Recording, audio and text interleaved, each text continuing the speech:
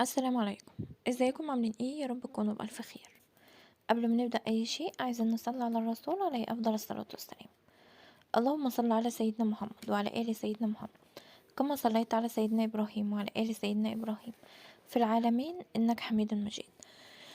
وبارك على سيدنا محمد وعلى آل سيدنا محمد كما باركت على سيدنا إبراهيم وعلى آل سيدنا إبراهيم في العالمين إنك حميد مجيد. شايفة إن انت عندك تطورات في عالمك المهني، عندك كمان عروض، بس انت زعلان، حزين من جواك، حاسس ان كل اللي حواليك واقفين ضدك، وده انت مش عارف ايه سببه. انت اتخنت كتير واتغدر بيك كمان الفترة الماضية، بس انت عايز ترجع تاخد حقك، عايز تحسم الامور، لان انت الفترة دي هتبدأ بدايات جديدة وهتخطط كمان تخطيطات جديدة. شايفة ان انت عندك ان انت في رجوع حق من اشخاص اذيتك وايجوا عليك كتير في الماضي، بس انا شايفة ان في دعم جايلك، في دعم، وفي انك بتلعب دور حاسم في بلورة لبعض المشاريع. بالاضافة كمان ان انت عندك تجديد بيحصل معاك، والتجديد ده ممكن يكون في مكان عملك او في استراتيجية جديدة في حياتك. فشايفة ان انت عندك انتصارات، وانتصارات هايلة كتير. عندك كمان ان بتشرك حياتك العاطفية في امر بيحصل معاك، في ان انت بتقدر تحصر كل المعاكسات اللي كانت محاصراك الفترة الماضية، وبتوضع حدود كمان، يعني متخليش حد يتعدى حدوده معاك، تحط كل شخص في مكانه الطبيعي. الفترة دي بإذن الله بتجذب ليك الأحباء، وبتغمرك بجاذبية قصوى، وبتحمل ليك حظوظ في حياتك الشخصية والمهنية. انت بتسمع كمان بوح بالحب وكلمات غزل حلوة كتير، وبتلاقي حل لوضعك العائلي، لأن بيكون عندك مستجدات، والأجواء معاك مناسبة، والمشاريع بتكون واعدة. يعني عندك ان انت بتلاقي ان في اهداف معينة انت بتقدر توصل ليها، وبتدور نقاشات لتجسيد بعض الافكار. الفترة دي بيكون عندك مفاجأة بيحملها ليك الشريك، وبتقفل الباب على الماضي بعد فترة كان كلها تعب واخطاء ومخاطر كتير في الماضي. شايفة ان الفترة دي انت بتفتح صفحة جديدة، وهي الافضل بالنسبة لك واكثر ثبات ان شاء الله. كل واحد حسب اوضاعه وحسب ظروفه، بس انت بتقدر انك تتخذ القرارات المناسبة. وفي عندك كمان ان انت بتحقق حلم انت كان نفسك تحققه بقالك فترة كبيرة، وفي عندك ان انت بتقع في الحب ده لو كنت عايزه. شايفة ان الفترة دي عندك انك بتقاوم، ومن الضروري كمان ان انت تكون حذر، لان عندك ان انت معنوياتك بتكون مرتفعة كتير، فبتقدم مساعدة او في مساعدة بتجيلك، وانت بتكون حكيم جدا في كل امر، في تخطيط لتحريك شيء جديد في العمل.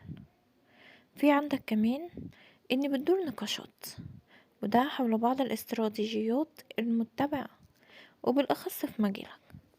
بس انت عندك انك بتسأل نفسك أسئلة كتير، بس ما كنتش لاقي ليهم أجوبة، بس الفترة دي هتلاقي أجوبة على كل أسئلتك اللي انت كنت بتسألها لنفسك. في عندك إيجابيات حلوة جدا، في عندك ان الفترة دي بتدور نقاشات مهمة، وبيكون في ان انت بتبدأ البدايات اللي انت كنت محتاجها بالفعل. في عندك اعمال ومهمات متعددة، انتقال كمان من شغل لشغل اخر. في عندك ان انت داخل فترة ممتازة لخلق بعض الافكار وبعث النشاط في النفوس. فشايفة ان انت عندك نصايح حلوة ومهمة، انت بتكسب المزيد من الثقة حواليك. يعني بكل الاحوال انت عندك انك بتهتم باقتراحاتك وافكارك، وبتعبر عن نفسك بشكل واقعي وعملي. بس عايزة اقولك ان التغيير معاك ضروري، لان عندك تغيير ايجابي بيظهر ليك. شايفة ان انت بتشكل منعطف جديد في حياتك، وبتوضع نقاط على بعض العلاقات الماضية اللي تركت بصمة على قلبك، او بتعوض عن خسارة او خيبة انت مريت بيها في الماضي، وبتبدأ ان انت تصحح بعض المسار العائلي بالأخص، وإن شاء الله أنت بتجد الأمان بالقرب من بعض العلاقات الجديدة. أنت بتبدأ إن أنت توسع نشاطاتك، في عندك استلام حقيبة جديدة، أو في حصول على عرض واعد، في عندك إن الوضع معاك بيكون إيجابي، وبترسم طريق حديث للأعمال والمشاريع. بس مطلوب منك التروي وعدم التسرع بأي قرار أو حتى اختيار. الفترة دي بتحمل ليك سهولة، بس مطلوب منك الصبر والليونة وعدم التسرع في أي مجال. انت بتلاقي طريق سليم لترميم بعض العلاقات وتضميد بعض الجراح، في توسع في الآفاق، في عندك ان انت بتشوف ان علاقاتك فيها ازدهار قوي، لانك بتبدأ تفتح ابواب كانت مغلقة معاك الفترة الماضية، وبتخيم الرومانسية اخيرا على اجواءك، فبتغمرك الجاذبية. في عندك ان انت كتير من المعطيات شايفة ان الفترة دي انت بتحصل على رغبة معينة، او بتسمع خبر بيخليك انك متفائل، والامر ده بيتعلق بوضع مالي او ترقية او علاوة على الراتب. انت عندك ان انت بتلاقي ان انت بتقوم باختيارات مناسبة، وفي تغيير في البرامج، وفي كمان ان الفترة دي بتحمل لحياتك العاطفية وعد جديد. انت بتبرع في مجال مهم، وبتتعرف كمان لبعض الاشخاص اللي بيوقظوا في نفسك الرغبة. عندك حب بكل الاحوال، انت عندك ان انت بتحقق الاحلام وبتنتصر كمان على بعض الخيبات السابقة، وبتعوض عن كل شيء فاتك، وبتفهم اكتر كل شيء بيجرى في حياتك، وبتوضع اسس جديدة للانطلاق. الفترة دي بإذن الله في عندك حماس، وفي عندك ان انت بتبعد عن اي جدال، لان انت محتاج بالفعل ان انت تكون واقف على ارض صلبة. شايفة ان انت عندك ان الفترة دي في رؤى وامل حلوة كتير. انت بتبدأ ان انت يكون في انك في شغل جديد او منصب جديد في انتظارك، في مركز حلو كتير لمصلحتك. انت بتبدأ انك تستفيد من الاجواء ومن التطورات اللي بتحصل في حياتك. ان شاء الله انت بتقوم بمهمة مشكورة، وبتروي عطش البعض ده للمعرفة، او في عندك ان انت بتجيلك معلومات. انت المهم ان انت جايلك دعم، والدعم ده من اصدقاء نفيذون كمان. حتى لو لقيت نفسك انك مربك شوية، ما تقلقش، انت على الطريق الصحيح اللي انت بالفعل محتاج انك تكون ماشي فيه من فترة. انت عانيت كتير من سوء تفاهم الفترة الماضية، بس مطلوب منك الصبر والليونة، وما تخليش حد يعدي خطوط حدوده معاك، لان الفترة دي انت عندك ان التحفظ ضروري. فشايفة ان انت عندك ان اخيرا بتتحرر من معاكسات كانت ضغط عليك في الماضي، وبتشعر بالانشراح وبتستعيد تفاؤلك، فبتقدر ان انت تعالج مشاكلك بكل ثقة بالنفس. انت مدعوم كتير بسماء صافية بتوفر ليك افكار واضحة لشق طريق جديد، ومعالجة كل شيء اتعثر معاك في الماضي. يعني الفترة دي بإذن الله بيحسك حدثك القوي على استغنام فرصة ممتازة بتبرز في الأفق. شايفة ان انت عندك ان الفترة دي ان شاء الله انك بتحبط مخطط مشؤوم كان بيوضع ضدك، وفي عندك ان انت بيتبتسم ليك الحظ، فبتقدم على تغيير وتحديث في مجال عملك. انت عندك كمان انتصارات حلوة كتير، فشايفة ان الفترة دي انت عندك ان انت في بداية جديدة، في عندك معطيات في ان انت بتواجه تغيير بيحصل في مكان عملك او حتى في اجواءك. فشايفة ان انت بتبرع في مهمة تستحق عليها التهاني. انت عندك ان انت بدأت تراجع تفاصيل ومعطيات، وفي عندك ان انت بتلف حواليك بعض الاشخاص واللي بيثقوا في قدرتك، لانك بتصيب الاهداف بالفعل. انت عندك ان انت في مشاريع انت شايفها مناسبة ومجدية كتير بالنسبة لك، وبيدلك الحدث الخرافي اللي انت بتتمتع بيه على الارقام الرابحة والنقاط الصالحة، لان عندك ثقة وقدرات حلوة جدا. انت بتسير في امر مناسب وطريق حلو، في عندك عروض مناسبة بحماس، وده بيوصلك للنجاح الأكيد. انت عندك ان الفترة دي بتكون خلاقة في محيطك المهني والمالي كمان. شايفة ان ده بيوصلك للنجاح الأكيد بإذن الله. الفترة دي انت جالك عروض مناسبة بحماس، في ان انت منطلق لمسيرة أكثر غنى وثراء. عايزة أقولك ان انت عندك انتقالة حلوة كتير، لأنك بتكون مزود بطموح وحماس وإرادة صلبة للوصول. فشايف ان انت عندك ان شاء الله انك بتحقق بعض الأرباح، وان انت عندك ان الفترة دي بيكون في تفاوض من أجل شيء جديد، وبتوظف مواهبك وخدماتك في المجال المثمر. انت بتبعث برسائلك وبيصغى ليك الآخرون لنصايحك كمان، لأنك بتبدأ تتكل على حدثك صح، وده في كل مجال، وده بفضل الله وفضل جهودك بالنصر والنجاح. اطلق العنان لعواطفك، واستقبل الحب والرومانسية وأجواء الغزل بفرح وسعادة وتشويق كبير جدا، سواء بقى كان على الصعيد العاطفي أو حتى الاجتماعي. المهم انك بتقضي أوقات عذبة، بتترك ليك ذكريات جميلة، وبتعكس صلات جديدة، وفي تصالح مع أحباء قدام، في تعاود التواصل معاهم وانت بتحتفل بده. وان شاء الله بتزول المخاوف بشأن بعض المقربين منك.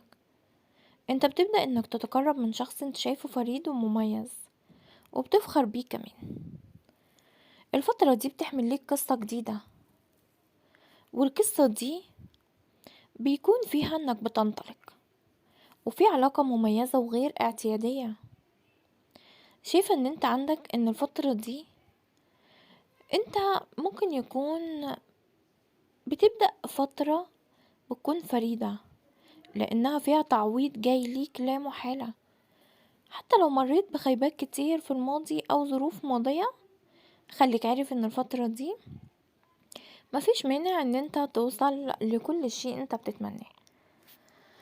انت عندك ان الفترة دي بإذن الله حدثك قوي، وضروري جدا اتخاذ القرار والذهاب نحو تغيير بيعيد لنفسك الانتعاش.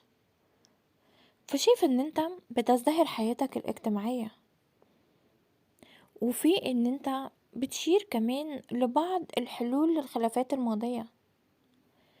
في عندك ان انت بتعالجها بحدث ممتاز، لكن بلاش المواجهة، ابعد عن اي مواجهة انت بغنى عنها، لان عندك حسن حظ قوي، وانك واثق جدا من نفسك ومن معنوياتك القوية. ففي تبلور في الامور، ان الفترة دي بتحمل ليك فرص قوية كتير، وانت النجم في محيطك، لانك بتقدر تلفت الانظار ليك في اي مكان انت بتروح. في افكار حلوة، في تجاوب مطلوب.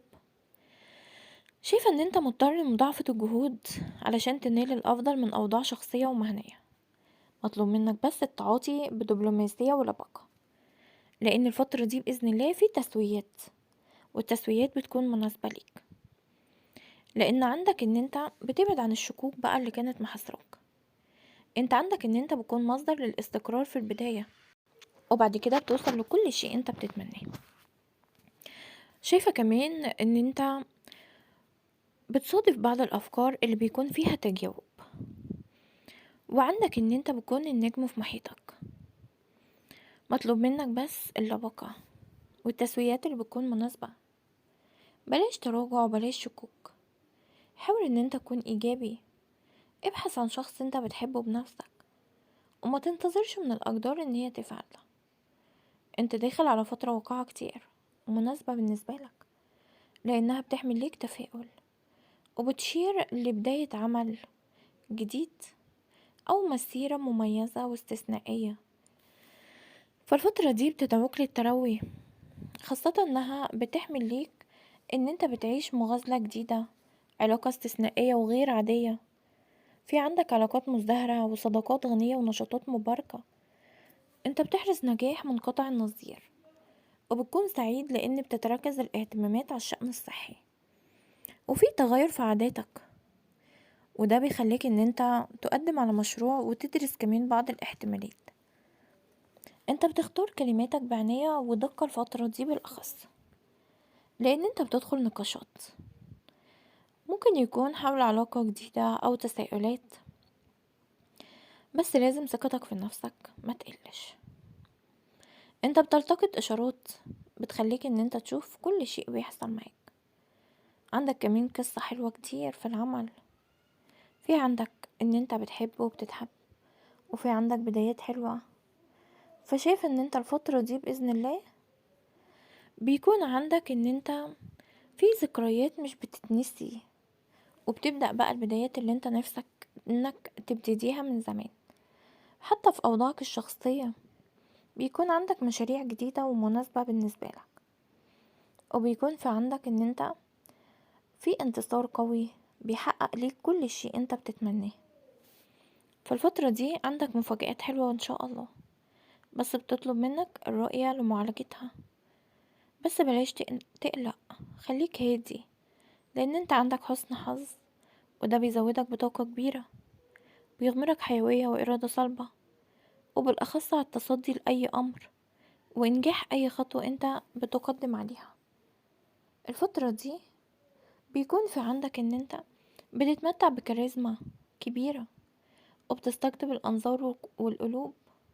حتى حياتك العاطفية والمهنية بيكونوا مميزين كتير، وبيحملوا ليك الارتياح.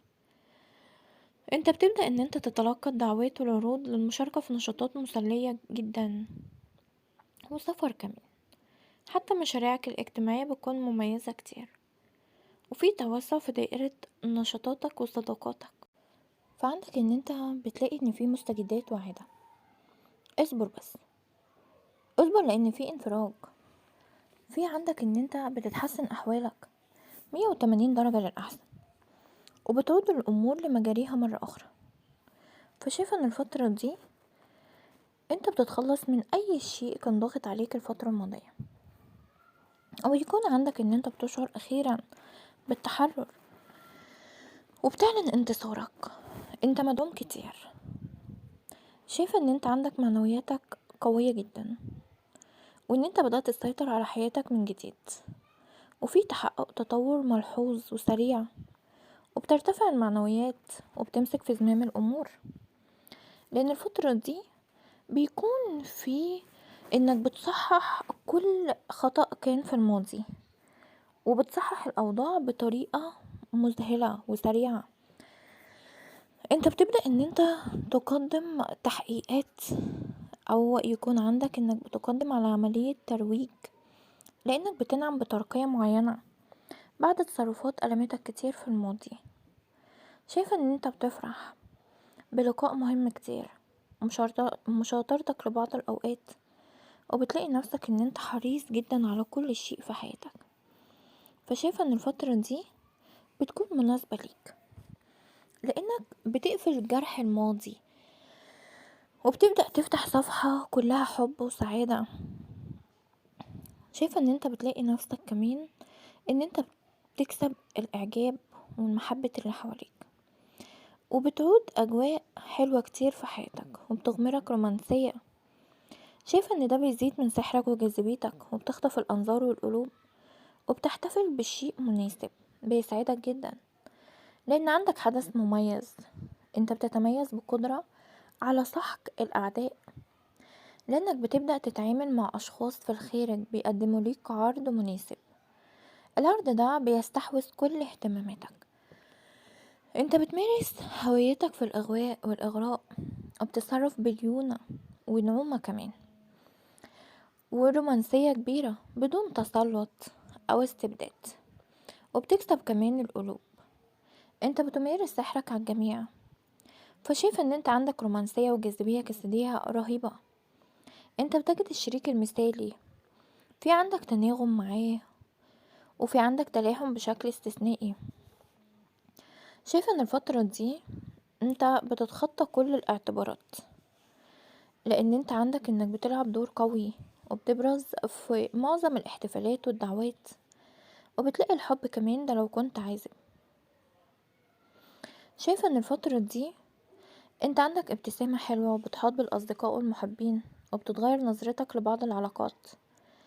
بتسمع كمان لحاجات الآخرين بحب واهتمام، فشايفة ان انت بيحوم حواليك الناس.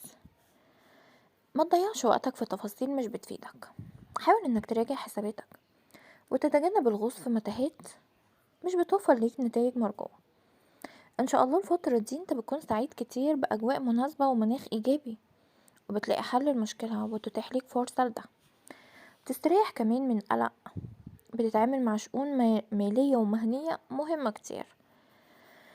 شايفة ان انت مزاجك بيكون رايق وبتبعد عن الهواجس. نصيحتي ليك ان انت تبعد عن الاوهام، لان الفترة دي ان شاء الله لازم انك تاخد وقتك للراحة والترفيه عن نفسك، وبلاش انك تبالغ بحرصك على بعض الاعمال.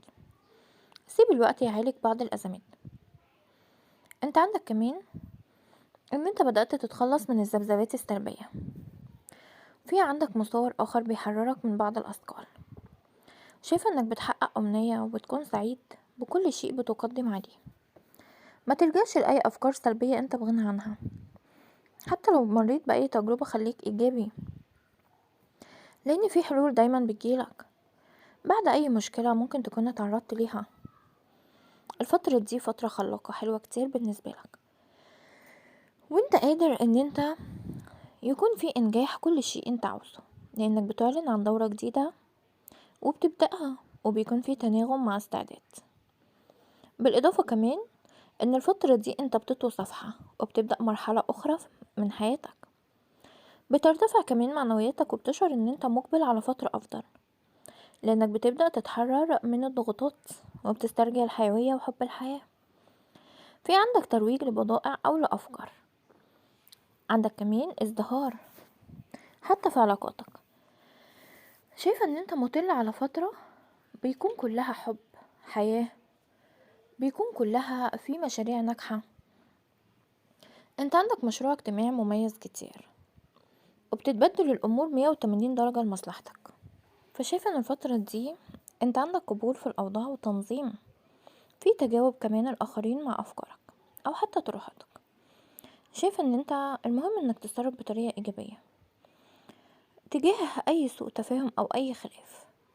شايفة ان انت عندك ردود افعال الفترة دي قوية كتير، لانك بتبدأ ان انت توقف كل الاشخاص عند حدهم، ما بتخليش حد ان يعدي حدوده معاك، لان الفترة دي انت بدأت انك تلاقي حلول لكل المشاكل الكبيرة اللي كانت محاصراك في حياتك، وبتمنع تدخلات الناس، لان الفترة دي انت بتعيد النظر كمان في حب جديد او في شخص ما بينك وما بينه خصام. انت خايف ظنك كتير في بعض الاشخاص، فشايف ان الفترة دي انت بتقابل شخص انت كنت بتحلم بيه، وفي ان بتختلط الامور وبتلاقي ان اللقاء ده حلو كتير. شايفة ان انت عندك مغازلة حلوة، في ان انت بس محتار، ممكن يكون محتار بين اختيارين. فشايفة ان انت عندك ان نصيحتي ليك التروي، وان انت يكون في عندك سعي ومصالحة وتودد للآخر، لان انت على حق بالفعل. فشايفة ان الفترة دي بإذن الله عندك بشارة حلوة وفرحة كبيرة واستقرار واطمئنان كمان على شخص مقرب جدا منك. شايفة ان انت عندك فك كرب ورجوع شريك او حبيب خلال فترة قصيرة، وجالك كمان مبالغ مادية كبيرة في الطريق ليك.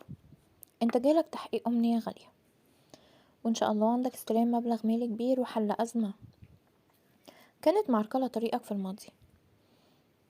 انت جالك بشارة خير وتحقيق لامر انت كنت منتظره بشدة. ان شاء الله في تغيير عتبة للبعض منكم، وفي خلوص ورق من جهة حكومية، وهيجيلك خبر حلو بإذن الله. الخبر ده بخصوص شيء انت تعبت من كتر التفكير فيه، وفي مفاجآت كتيرة وجايلك اخبار سعيدة جدا، حتى مشاكلك كلها تتحل ان شاء الله. انت في فرج عظيم جايلك بعد الحزن الطويل اللي انت عشته. حان الوقت خلاص ان يكون وقت سعادة وفرحك. شايفة ان انت عندك ان انت ممكن يكون في مراقبة من شخص، ممكن يكون في محاولة كمان ان هو بيحاول يقرب منك على قد ما يقدر، بس انا شايفة ان الشخص ده شخص اناني بيحاول انه يقرب منك بس علشان يعرف عنك كل شيء. حاول بس انك تفرق بين اللي بيحبك ومين اللي ما بيحبكش. عندك كمان حاقدين وحاسدين حواليك كتير وفي كل مكان، وانت ولا نحس ولا سوء، انت عندك حظ. الخير ده جايلك ان شاء الله الفترة دي، وفي امور واضحة كتير جدا معاك. فشايف ان انت الفترة دي بيكون عندك انتصارات. انت بتدور كتير جدا حواليك، بس انت جايلك طاقة نور. شايف ان انت عندك كمان ان في شخص بيحبك، وهو مش بيحبك بس، بيحاول كمان ان يلفت انتباهك. انت عندك ان الشخص ده قريب جدا وهو هيكون سبب سعادتك. حاول بس انك تختار وتبعد عن الحيرة اللي انت فيها. انت بانتظار مشاريع جديدة وافكار مميزة وتحولات بتظهر التفوق. فشايفة ان بتبتسم ليك الاقدار وبتتاح ليك فرصة حلوة. انت مزاجك كمان متقلب جدا الفترة دي، بس حاول انك تكون هادي. انت عندك لقاء شخص مميز بيلفت انتباهك، وعندك كمان ان الفترة دي فيها تناغم، في تحدث عن بعض الخطط الناجحة والمثمرة. انت مخططاتك ومشاريعك جيدة كتير وناجحة، وضروري جدا ان انت تبعد عن القلق اللي انت فيه. فشايفة ان الفترة دي ابعد عن القلق وابعد عن التردد في اتخاذ اي قرارات حتى لو كانت قرارات مصيرية. وعندك كمان ان انت في مبلغ مالي حلو كتير. البعض منكم عنده رجوع شخص من الماضي انت كنت منتظره ومنتظر رجوعه، وفي كمان استشفاء من طاقة سحر. يعني عندك ان الفترة دي كلها بتكون لصالحك، وفي ترسيم للمرتبطين بعد معاناة وتعب. يعني في تحسن كمان في النفسية وفي بداية جديدة على كافة المستويات. بس اطمئن لان عندك رجوع حق من شخص ظلمك واذاك، انت كمان مش مسامحه. الشخص ده ربنا هيجيب لك حقك منه ان شاء الله. انت عندك ترقية وزيادة مرتب، في عرض جواز من شخص كويس جدا ليك. شايفة ان الفترة دي عندك شراء شيء مهم كتير. ممكن يكون شراء فون او ملابس، او ممكن يكون ذهب. فعندك كمان انك لازم انك تحسن نفسك. انت من الاشخاص اللي بتعمل خير كتير، بس عيون كتير جدا مراقبك. انت عندك صعود نجمك الفترة دي ان شاء الله، بتتحقق ليك امنية في حياتك، وفي خبر سعيد بانتظارك. بس تفائل تفائل لان نور الله سيضيء عتمتك قريب جدا باذن الله. شايفة كمان ان انت دعوتك هتتقبل، وهتسمع خبر يريح قلبك. حتى لو كنت بتعاني كتير من الاجهاد النفسي والخوف من شيء شاغل بالك كتير، بس ان شاء الله انت هيكون مجبور الخاطر. بس اهم شيء الاستغفار الكتير واستطلاع على الرسول عليه افضل الصلاة والسلام. انا بحبكم كتير جدا، وبتمنى لكم كل الخير والفرح والسعادة على قلوبكم يا رب.